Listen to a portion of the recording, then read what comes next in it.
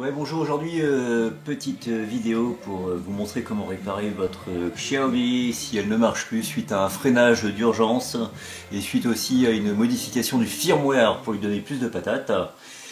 C'est mon cas hier, gros freinage, paf, plus de réponse. Donc tout de suite j'ai pensé à un fusible qui a cassé. Je me suis renseigné sur YouTube mais les vidéos sont juste infernal, voire infect. Donc voici ce petit tuto pour vous montrer comment faire ça proprement. Donc on retire d'abord le capot avec des petites vis, on va dire Torx je crois. Ensuite à l'intérieur on utilise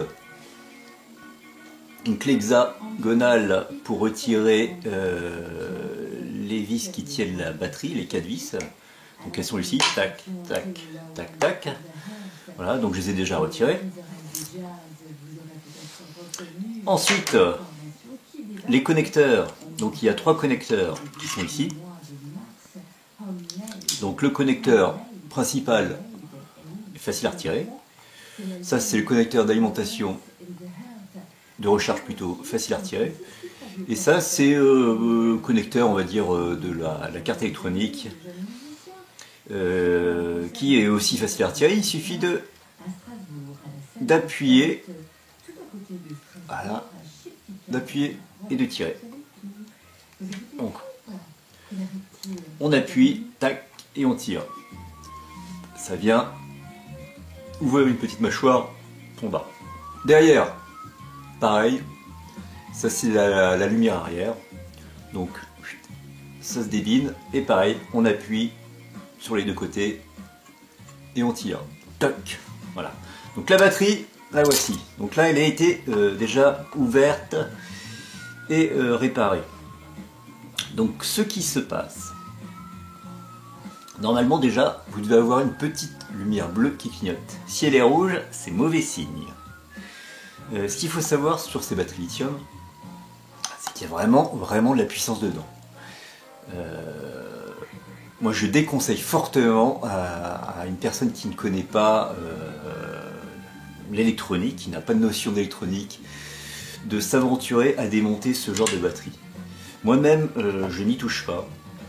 Je vais juste toucher, j'ai juste modifié la partie électronique, mais côté batterie, je n'y touche pas. Je ne touche même pas les soudures des batteries, etc. Il faut savoir qu'il y a quand même de l'énergie là-dedans. Et encore, ça c'est le petit modèle. Donc l'idée pour réparer ce fusible qui a grillé, c'est de retirer toute la partie de devant. Voilà. Donc c'est une carte électronique qui se trouve ici, qui est collée avec une sorte de mastic étanche. Donc une fois qu'on a retiré cette histoire de mastic, il faut aussi aller derrière, il faut couper un fil. Donc là, il y a une sonde thermique.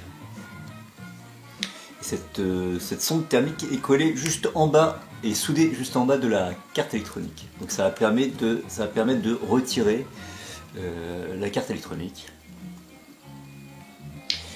Et donc de pouvoir accéder ensuite au fusible. Donc il y a une photo, voilà. Donc moi ce que j'ai fait, j'ai soudé ce gros fil. Et sur ce fil, donc c'est à la place du fusible, et sur ce fil je vais brancher un porte-fusible traditionnel, voilà, genre de scooter, que j'ai pas encore. Donc voilà une photo pour montrer ce qu'il va y avoir à la place. Donc ça va permettre de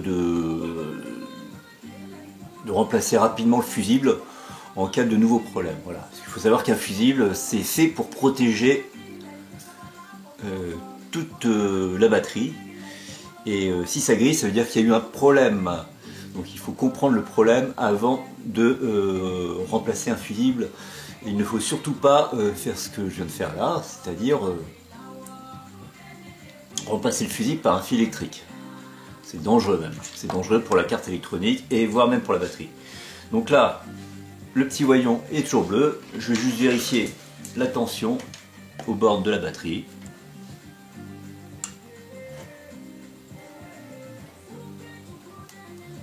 Je vais mettre ça comme ça, tac, on va le mettre dans le bon sens.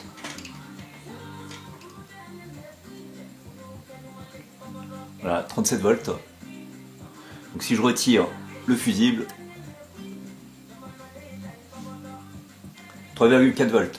Donc si vous avez 3,4 volts, votre fusible est grillé.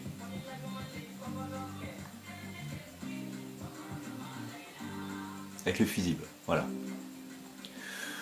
Donc je répète, si vous ne savez pas souder correctement un fil, il vous faut un fer à souder d'électronicien, quelque chose de fin.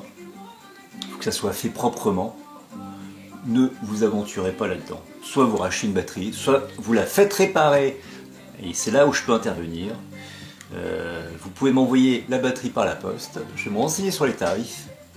À mon avis, c'est pas donné. Et sur le prix de la réparation, je vais aussi regarder ça, mettre ça dans le descriptif. Voilà, moi je suis un professionnel. Je pense qu'une batterie comme ça doit coûter au moins facilement 200 €. Bref, c'est le prix de la trottinette. Donc une réparation, voilà, c'est largement valable. Je vous tiens au courant.